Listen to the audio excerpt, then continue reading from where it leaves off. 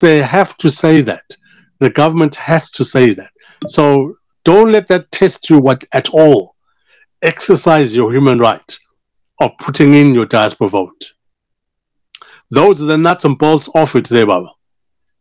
Thank you so much, Chief Ndiweni, for that response. So now we spoke about Patrick Chinamasa rejecting the diaspora vote. Let me take you back now, Chief, to what Patrick Chinamasa said some time in news conference in Harare. We spoke about what Zimbabwe is under sanctions. So the diaspora vote will only be allowed unless after the sanctions are lifted by the West. So now we're saying to our listeners now that it is easy. It is happening. But now look at what Patrick Chinamasa says. It will only happen once sanctions are lifted. So what's your response to that, what Patrick Chinamasa said? The United Nations Human Rights Forum in Switzerland, in Geneva, talked on that. And it was the United Nations team itself, not the member states, the countries that was there, but it was the United Nations who was saying a human right is a human right. You cannot hold a human right hostage to any government policy that you have, to anything that you as a government are doing. You cannot hold your people's human rights as a hostage towards that. So I can only but reiterate to say, of course, the government has to say, we reject that. I understand that position. Everyone understands that position. But for us who look at the bigger picture, we are saying, good people, go out and vote. Go and register for the diaspora vote. The systems are already there in place. Many people have already been registering for the Zimbabwean diaspora vote. Do that because it is your human right. Unless if you are throwing away your human right, then by all means, you listen to Patrick Chinamasa and you listen to the government of the day. But for those who treasure their human rights, that is the biggest protection you have as a human being on planet Earth, which has been sealed by the highest organization in the world, the United Nations, who have said that you, wherever you live in Zimbabwe, have a human right, and we will support you in that human right. You've got nothing to lose. Absolutely nothing whatsoever to lose. There you are. Thank you so much. If you're just joining us, we're talking about the diaspora vote. Is this a reality in Zimbabwe? Will Zimbabwean diaspora cast their vote in this coming election? So we're joined by Chief Ndiweni to discuss more about the diaspora vote. So now, Chief, let me look at this thing now. Also, you have been criticized heavily by many people, or after you went to the number 10 Downing Street to hand over a petition about the diaspora vote. So now people are saying, why didn't you engage the government first before engaging the number 10 Downing Street, which is Prime Minister Boris Johnson? Why did you engage Britain before engaging Zimbabwean government? Yes, no, that's a very good question. The Zimbabwean government, good people, has been engaged about the diaspora vote for the last 20 years. Let me say that again. For 20 years, we have been engaging the government of the Republic of Zimbabwe. If people didn't hear it, for 20 years, we've been engaging the government of Zimbabwe. We've engaged them informally. They reject the diaspora vote. We engaged them in the legal arena, in the High Court. They fought fiercely and rejected the diaspora vote. We engaged them even in Pretoria under the African Union's Human Rights Commission Charter there. And they fought fiercely and rejected the diaspora vote. My question is, for how many years? Since 20 years have gone already, good people, how many more years must we engage the Zimbabwean government before going to other governments? In my assessment, we were perfectly legitimate and right to go to other governments because we have exhausted all avenues with the government of the Republic of Zimbabwe. There you are. Thanks so much, Chief Ndiweni. So also looking at the issue of the diaspora vote, again, there are people who have engaged the High Court, engaged the government as well, trying to get the diaspora vote in terms of the referendum 2013. Then the High Court dismissed that. In 2018 again, some people tried to engage the government on the issue of the diaspora vote. The High Court dismissed that. So now, do we see people voting next year from the diaspora in the elections? The very good thing about it is that The registrations already have started for the diaspora vote. People are coming on board. They are beginning to understand how important it is. It is an it is a independent vote that we're doing, which it does not involve ZAC, which does not involve the government of Zimbabwe. So it is a Zimbabwean election for the benefit of Zimbabweans that we're doing. They're already registering people in their numbers. Our website has been up and running already. There are lots of people already in South Africa and SADC on the ground pushing the agenda. There are already people here in the United Kingdom and also in the United States and also in Southeast Asia and various other places. So it is catching on very quickly because when you look at the numbers, 5.5 million people, how do you keep 5.5 million people quiet? How do you close their mouths and stop them from speaking?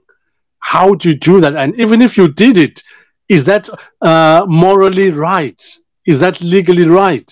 Does that make that election genuine if you've excluded so many people? And that is why the people are now coming on board to register with that.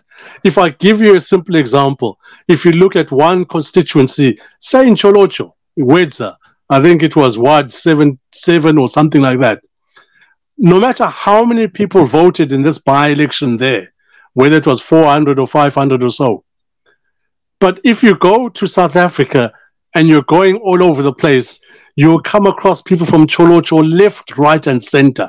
There are so many people from Cholocho over there. Imagine if you then do a vote with them and you bring it in.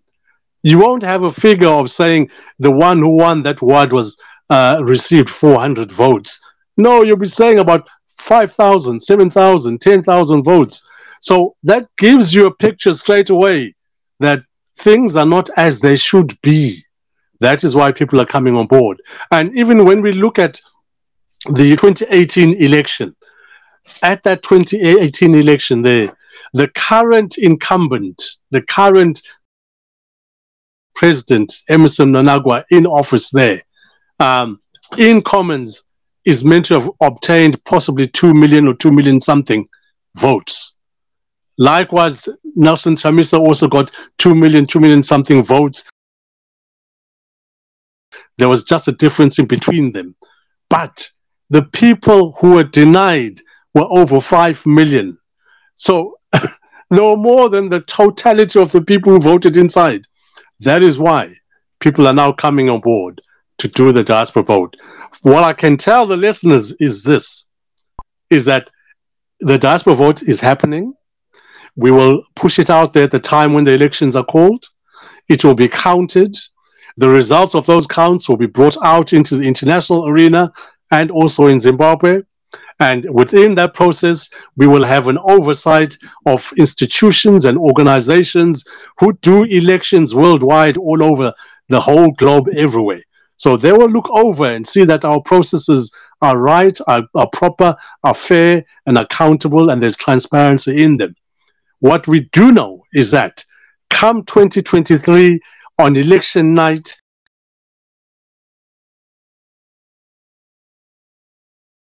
when the results have been given, we too will be giving those results to say, out of the 5.5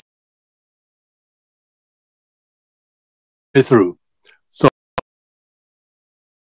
there you are.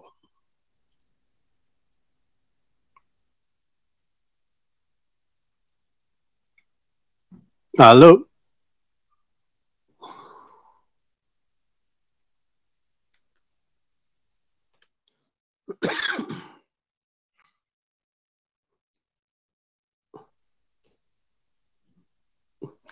Yep, you there?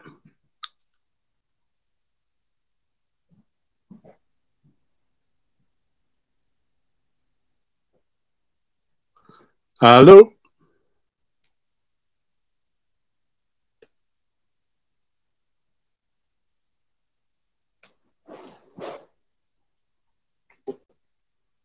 Hello.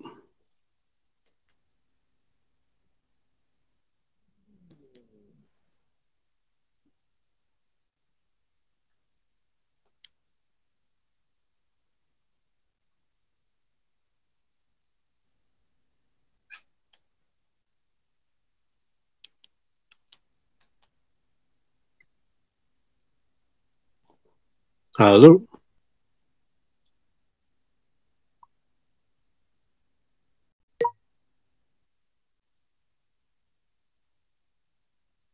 Yeah, thanks so much, Chief Lapana. Answering our network problems. Where I am, there's no Zesa, guys. Markets I'm the 5. So my apologies for that. I'm facing problems with my power here. So I'm back now. So you were Okay, saying, thanks so much for your presence, guys. I'm really sorry for that. So let's go back to the issue of handing down the petition. What has been the response from number 10 Downing Street in UK? As a direct result of that petition there, everyone has seen a number of comments that have been spoken inside Parliament. They all came from that petition.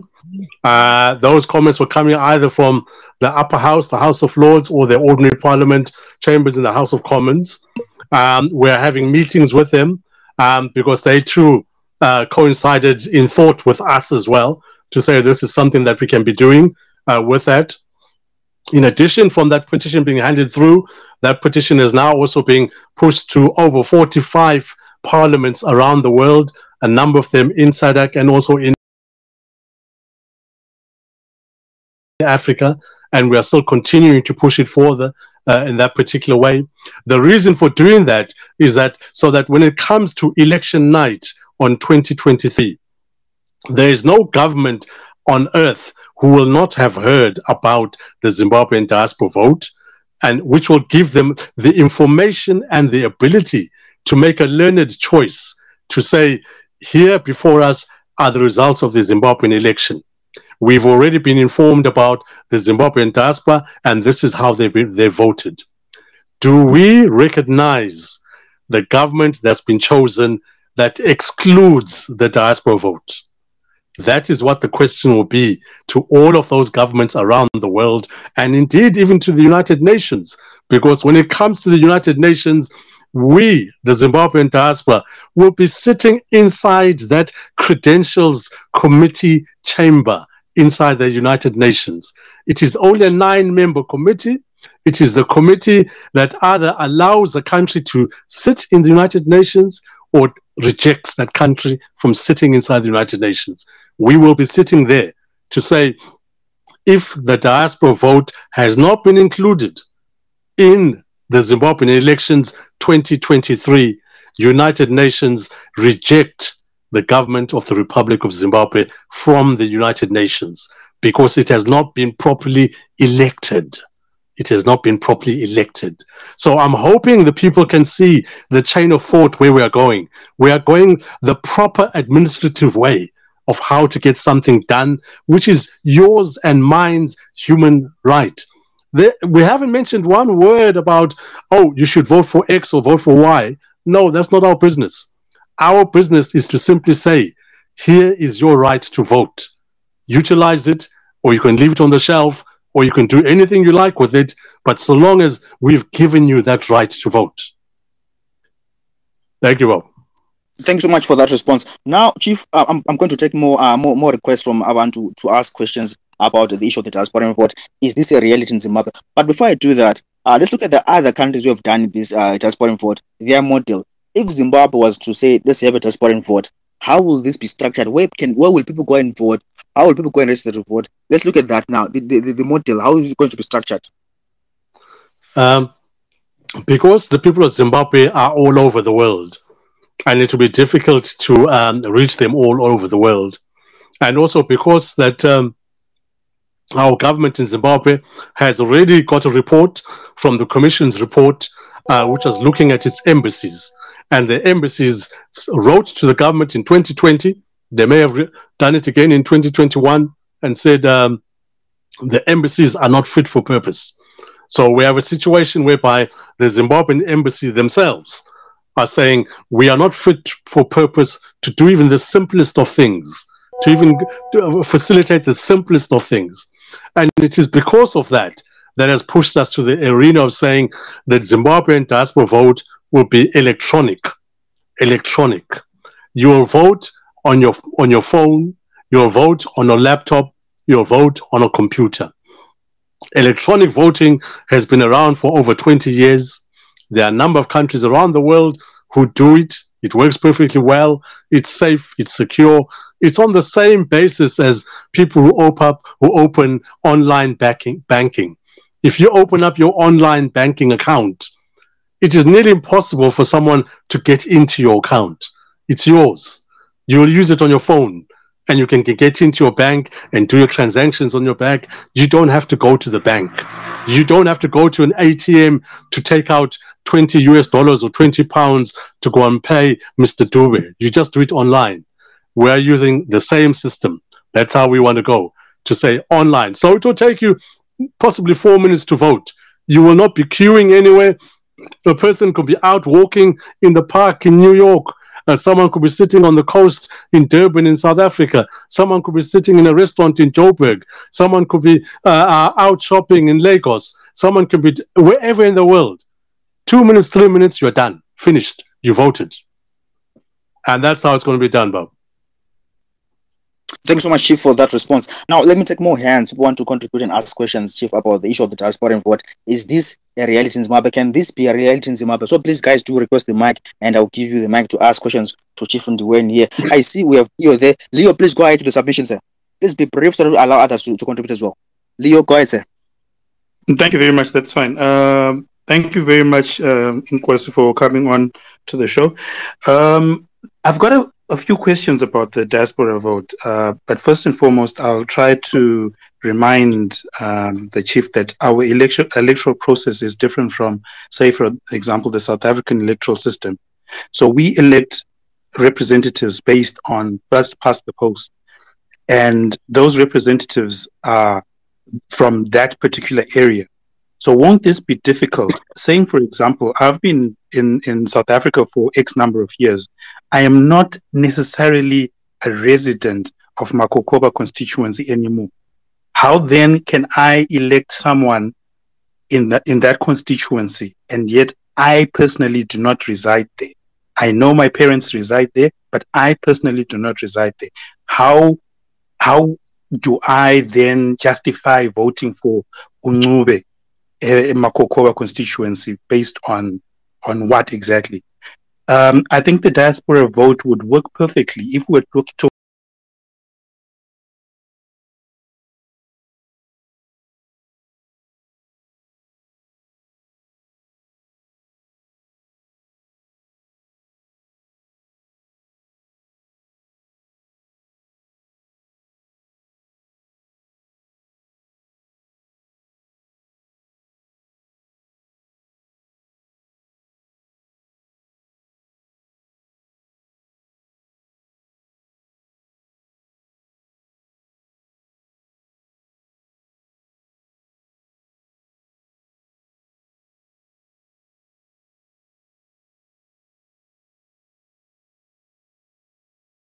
own, but because of the lack of governance of the current government there, we cannot disenfranchise you even more by saying you cannot vote or you cannot take up the ballot box in Makokoba. Of course you must. You must go in there because that is where you hail from. That's your background to that. And so we are saying the Zimbabwean diaspora is very unique in that context, because even when we look at what happened in the recent by-elections there, whereby people were looking at the results, especially coming from places like Cholocho, Matabeleland, Met Northern and the likes, and some people were open-mouthed and aghast at how did this happen? How did this happen? Well, folks, it happened because the sons and the daughters and the mothers and the fathers of those people in those areas, a lot of them are outside the country, are in Joburg, are in Cape Town, are all over the world. So for us, we're saying in order to rebalance that, to bring accountability to everything, they must vote. If they are registered in there and they come from Lupane and they've been recorded on the website as coming from Lupane, of course they must vote when Lupane is going to the polls for their wards or their constituency, and also vote for the national election itself. That way around, we will balance the whole thing. Because one thing is absolutely sure, critically sure, the Zimbabwean crisis is here with us today because we fell down on this issue of vote. Everything starts from the vote, folks. The minute you start messing around with the vote or trying to put artificial ceilings on a vote, or to push the votes in this way or that way, or to put some qualification in the vote, you are wrong. You are wrong, and it will only come back to bite you. And it's been biting us with the Zimbabwean crisis for a very, very long time. And I'm not speaking anything new here. If you go back to 1976, it was the ZANU-PF and it was ZAPU who both rejected the Lord Pierce Commission when it came down to then Rhodesia to say, can we give the African a qualified vote? I.e., you have to qualify to vote. Maybe you need to have this kind of education, or this kind of money, or live in this kind of suburb, or have this kind of profession. They rejected it hands down. They said, we want one man, one vote, one woman, one vote. So I'm not saying anything new. The very government that's in office was saying these same things as I'm saying today, way back in the day. I'm just concerned that they have changed their tune. Thank you, Bob.